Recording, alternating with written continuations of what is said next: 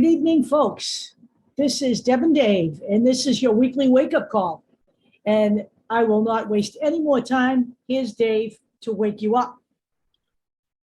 So I've heard this a few times, and this is coming from an assistant professor of business law in Georgia, and he is a Democrat.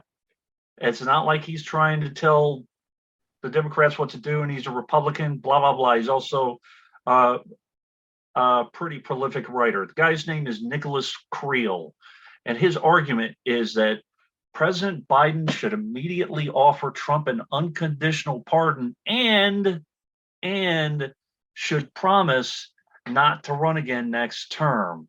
No, that is not going to happen.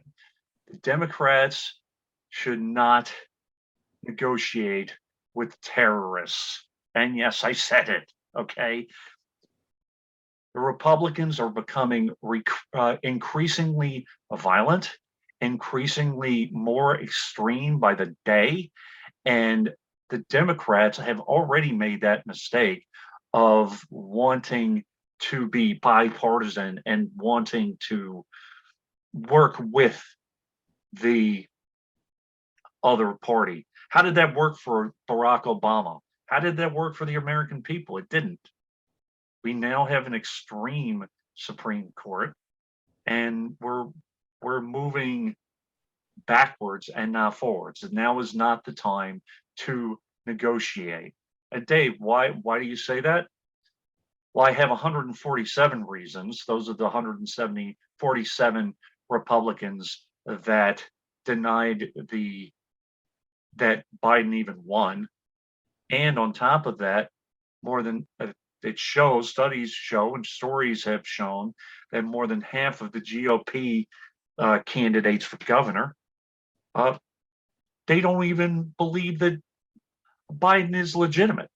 So why do you think they'd work with Biden?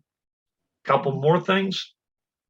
There's a couple of stories in here about ties to violent groups such as the Oath Keepers and the Proud Boys, and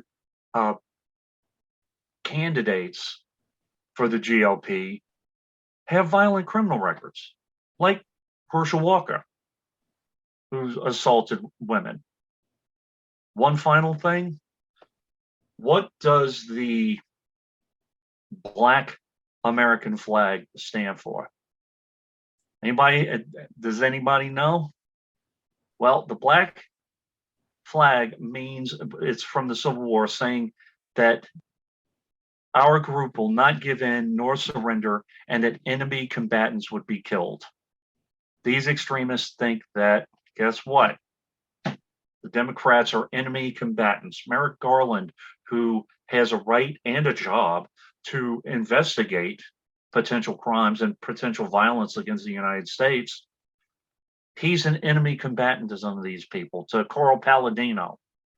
Now, Marjorie Taylor Greene has asked that he be impeached and taken out of office. Carl Palladino has said that he should be executed. There are other people that we'll be talking about, such as the person who's running in Florida that talks about shooting FBI agents. We cannot negotiate, and we cannot compromise with these people. Deb, you got anything? I'm good. I just want to say a couple of things. I don't know how much time we have left because we have to stop at 10, but just a couple of other little things that are just watch outs. I mean, we have Kari Lake out there in Arizona, which is without a doubt a state that's about to fall off the fucking planet if somebody doesn't vote the right way. Who has now endorsed an anti-Semite in Oklahoma for the legislature, even though she insists she's not anti-Semitic. I don't know how that works, but whatever the fuck. And she has also recently talked about how well endowed both Donald Trump and Ron DeSantis are in the what's in their pants area, telling literally kids at Turning Point USA at the latest fascist conference there that they have, quote, big dick energy. So when it comes to sexualizing our children and indoctrinating them, I suggest you people take a look at Turning Point and really understand what that's all about, because Donald Trump and his minions basically float around the country unfettered, having hate rallies. That's really what these things are. One more thing about Carrie Lake. She has rallied alongside and hired someone who's a hitman. Literally a hitman. So understand who you're potentially voting for or unintentionally voting for. If they're in, they're in.